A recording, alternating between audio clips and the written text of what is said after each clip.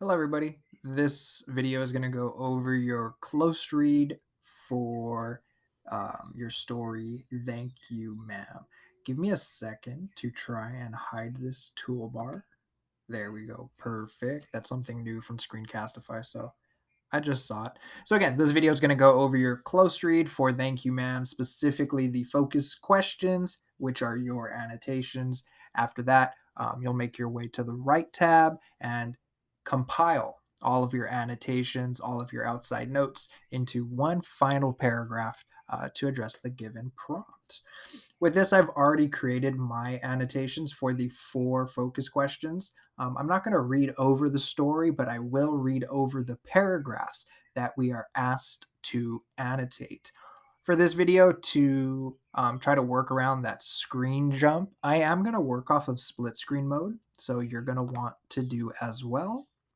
That way you can see your focus questions on the left-hand side and the text and your future annotations on the right-hand side. Make sure your annotation button is orange, which means it's on.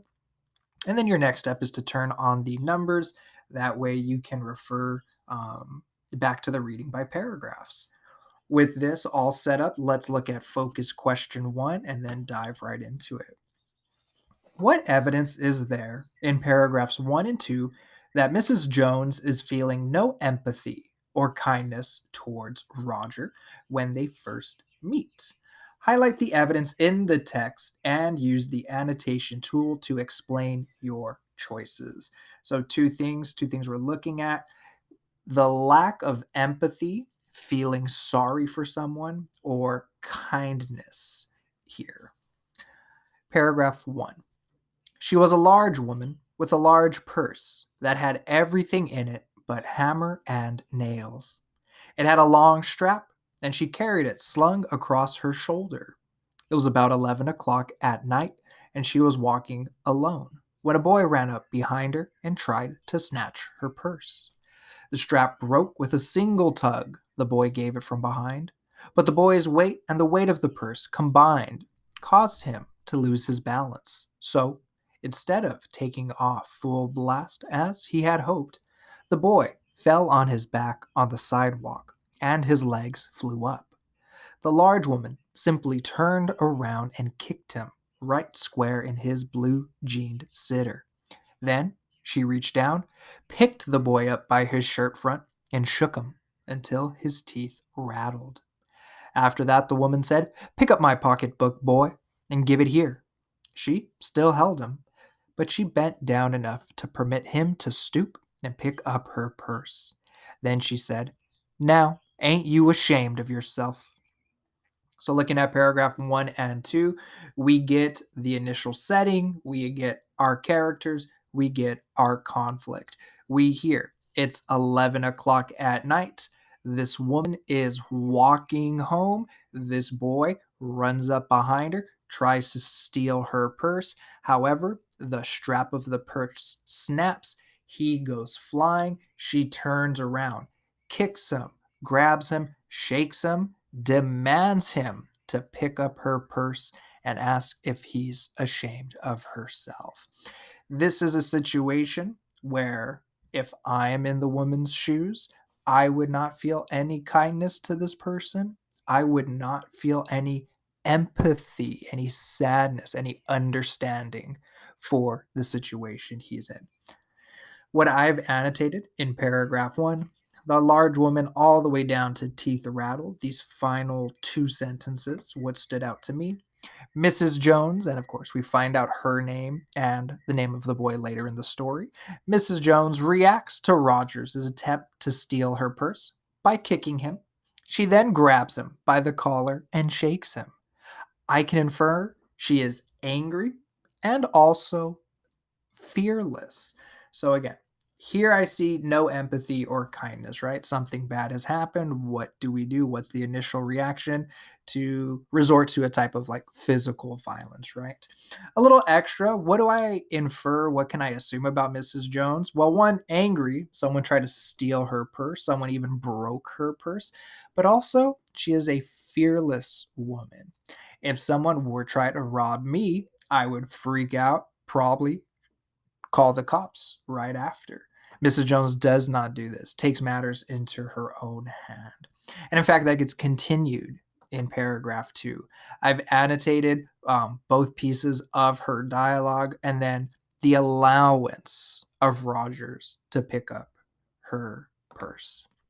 What I picked up here, Mrs. Jones demands Roger to pick up her purse, literally gives him a command: pick up my pocketbook, and then questions him. Aren't you ashamed of yourself? She seems to be angry again and firmly in control of the situation. She has captured this thief, this villain. She has turned the tables on him. She is fully in control. But again, showing no kindness, no empathy in this situation. We'll see how this evolves through the story, how Mrs. Rogers changes, takes on a tone of kindness and empathy, and really how this teaches a lesson to Roger by the end of the story. So, again, 2 notes at this part: the ending of paragraph 1 and pretty much all of paragraph 2. With that, let's check out focus question number 2. Reread paragraphs 21 through 25. What emotional changes take place between Mrs. Jones and Roger over the course of these 5 paragraphs? Highlight the textual evidence. Use the annotation tool to explain the significance of these changes for Mrs. Jones and Roger.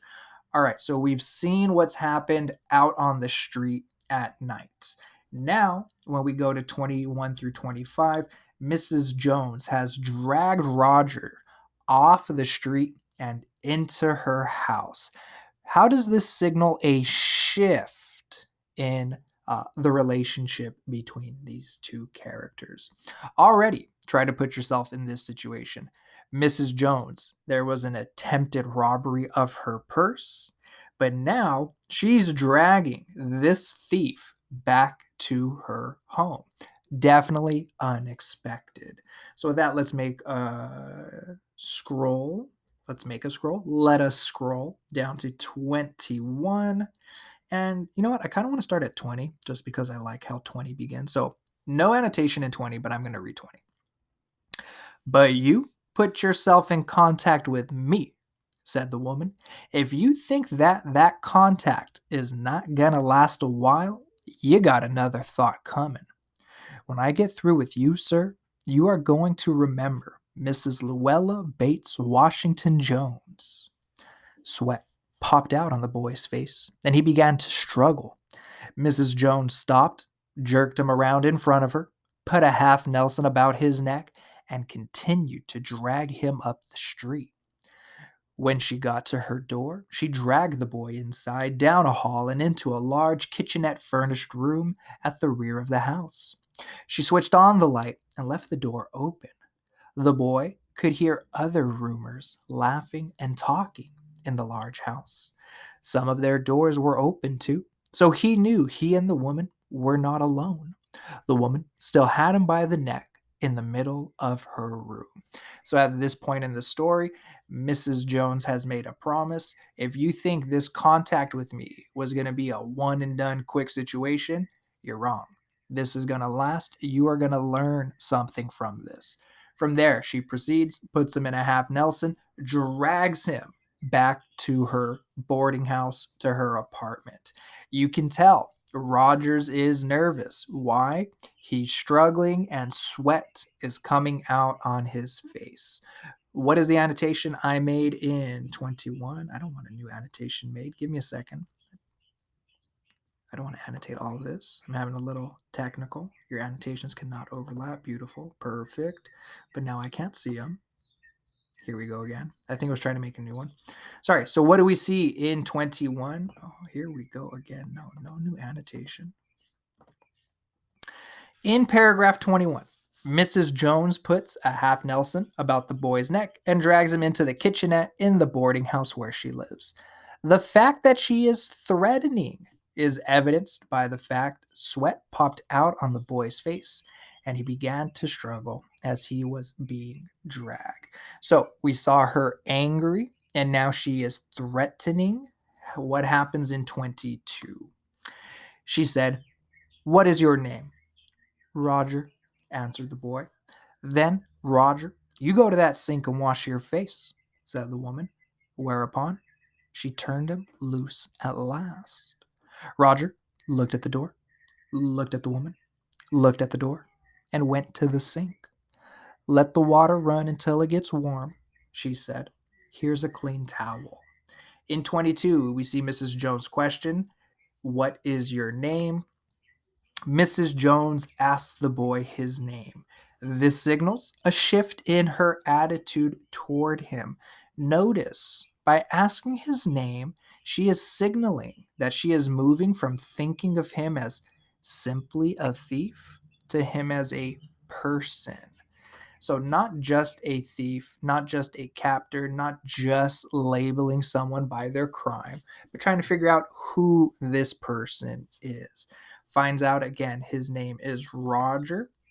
Then, notice in 24, the first moment where she lets him go. Hasn't let him go from the start of the story. She's had a hold on him. Significant about turning him loose at this moment, once she knows his name, after he tells her in paragraph 23 that his name is Roger, Mrs. Jones addresses him by name and releases him, which we just saw. This gives Roger back some of his dignity. Again, he is no longer just known as this kid who stole from me or this thief. This is Roger. He's a boy. He's made a mistake. As a result, he goes to the sink as she requests, rather than running out the door. And really, maybe Roger is still afraid of her at this moment. Like, man, this lady's dragged me from the street all the way to her apartment. I bet she could catch me again. This represents an important change in his emotional state. Maybe beginning to trust her in this moment, as evident again by him not running out the door. So, looking at it, if I can close that down, there we go. 21 through 25. You still see the threatening moments. You can still see the anger in 20 and 21. But by the end of 25, knowing the name, not running out the door, shows that some trust is beginning to be built. Looking at question number 3 now. In paragraph 41, what does Mrs. Jones avoid asking Roger? Why do you think she does this? What does this tell you about her relationship with him at this point in the story? Highlight text evidence, use the annotation tool to explain your idea. So, again, now scrolling down to 41, what is not asked of Roger? She heated some lima beans and ham she had in the icebox, made the cocoa, and set the table. The woman did not ask the boy anything about where he lived or his folks, or anything else that would embarrass him. Instead, as they ate, she told him about her job in a hotel beauty shop that stayed open late, what the work was like, and how all kinds of women came in and out, blondes, redheads, and Spanish. Then she cut him a half of her 10-cent cake. In an attempt not to embarrass Roger any further, and again, if you've read the whole story, you would see why he would be embarrassed, why he's even in this situation, why she's even giving him dinner. She decides not to ask him anymore about his home life, about his home circumstance.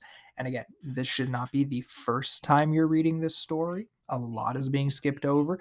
When you read the whole story, you'll understand why is he even having dinner with her. So again, our annotation for 41, the woman did not ask the boy anything about where he lived or his folks or anything else that would embarrass him.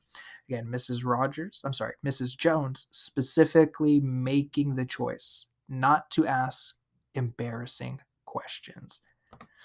What I see here, Mrs. Jones avoids asking the boy anything about where he lives, his parents, or anything of embarrassment. This is done because she now views Roger as a person in need of her help and guidance.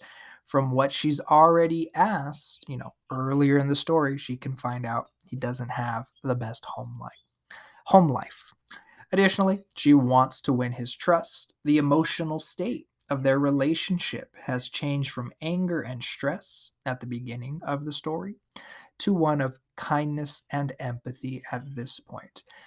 Yeah, that should definitely be apparent. She takes in this would be thief, gives him dinner, has him wash his face instead of taking him to jail. Kindness and empathy used to teach Roger a lesson. And what is this lesson? Well, that is what we're going to see in 43. Number 4, highlight the lines in paragraph 43 that may provide evidence of the story's theme, then use the annotation tool to explain how the evidence may suggest the possible message or theme.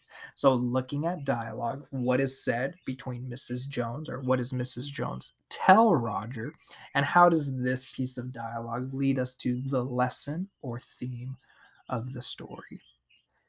When they were finished eating, she got up and said, "Now here, take this $10 and buy yourself some blue suede shoes. And next time, do not make the mistake of latching onto my pocketbook, nor nobody else's, because shoes come by devilish like that will burn your feet. I gotta get to my rest now, but I wish you would behave yourself, son, from here on in." Annotated all of the dialogue, what is learned here, what is the theme of the story. In 43, the dialogue may provide evidence to the theme of the story, and again, theme being the lesson.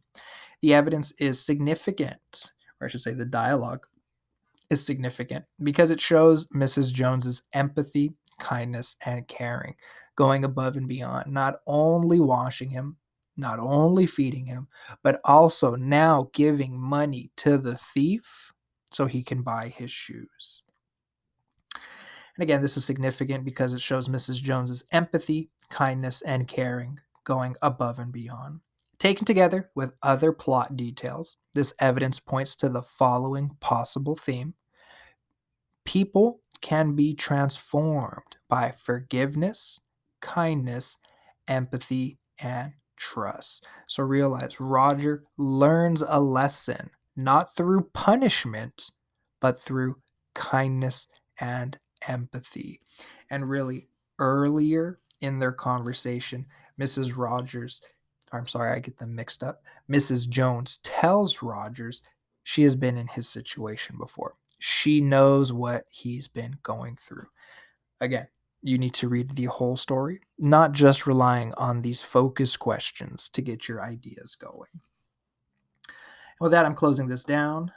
I'm going to make the jump to tab 2. I think I need to close down split screen. There we go. Now let's look at what your test will be. How does the setting of Thank You, Ma'am, so Mrs. Jones's house, shape the plot and characters of the story?